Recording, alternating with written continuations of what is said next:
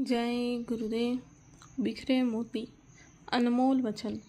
सही बात यह है कि महापुरुष बड़े दयालु होते हैं, जो सब जीवों पर दया करते हैं, पर जीव अपनी अज्ञानता से समझ नहीं पाता। सारे जीव भी तो सब वहीं से आए। महापुरुष इस बात को जानते हैं कि जीव अज्ञानता में यहाँ आकर फंस गए हैं। वह मालिक जब जीवों पर खुश होता है तो संतों को बेच देता है। उनसे कहता है कि जाओ, जाकर जीवों को समझा बुझा कर ले आओ। मालिक खुद दया नहीं करता, वह संतों में होकर दया देता है। लेकिन संतों के साथ लोगों ने बड़ा विरोध किया, बड़े उनसे लड़ाई झगड़े किए। यह सब हमेशा से होता चला आया है, कोई नई बात नहीं है। उन महात्माओं का काम दया करने का है, वो तो दया करते ही हैं। तुम्हारा काम तुम करते हो, वो तुम जानो। जितने भी महात्मा आए, सबने जीवों का काम किया, लेकिन ये है कि उनका विरोध भी लोगों ने खूब किया। पर यह भी सच है कि इसी विरोध में लोग निकलकर महात्माओं के पास चले आते हैं, पहले भी आते रहे।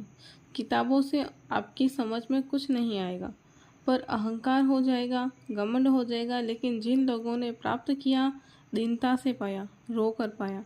आपने किताब पढ़ लिया, सामान इकट्ठा कर लिया, धन दौलत जमा कर लिया, परिवार बसा लिया और अहंकार आ गया, पर इसमें तो सुख है नहीं। जितना तुम्हारा काम है उतना काम करो। सारी दुनिया का बोझा क्यों लाते हो? ऐसा क्यों समझते हो कि सारी दुनिया की जिम्मेदारी तुम्हारे ऊपर है? यह सब झूठ का सामान है। अपना समय मत खराब करो, अपना काम करो, यानी सच्चा भजन करो। जब संत महात्मा आते हैं, अपनी आवाज़ लगाते हैं, मालिक के मिलने का भेद बताते हैं, जीते जी मालिक को पाने की बात करते हैं, तो आपको उनके पास जाना चाहिए, उनसे मिलना चाहिए और पूछना चाहिए। आप जाएंगे नहीं, मिलेंगे नहीं, समझेंगे नहीं, पूछेंगे नहीं, और अहंकार में क्या मालूम होगा।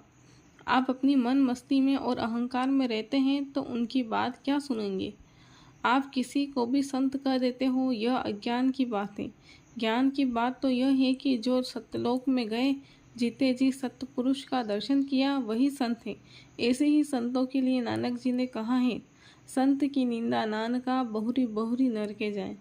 यह मनुष्य शरीर अनमोल है, यह हरिनाम है, और इसमें घंटे घड़ियाल 24 घंटे बज रहे हैं। घंटे और घड़ियाल की आवाज़ें पहले से ही मनुष्य के अंदर हैं, ये आवाज़ें कहीं बाहर से नहीं आती। ज़रूरत केवल इस बात की है कि साधक तीसरे तिल के ओर निकल जाए। तीसरा तिल दोनों आँख के ऊपर है। आवाज़ को सुनकर जब साधक उसमें प्रवेश करेगा, तभी जीवात्मा जीते जी शरीर से अलग हो जाएगी। जो लोग संसार से दोस्ती रखते हैं, वे मनमुख यानी मन के दास कहलाते हैं। इसलिए कभी वे प्रसन्न हैं तो कभी दुखी। ऐसे लोग संसार की वासनाओं में जलते हुए आते हैं और जलते हुए चले जाते हैं।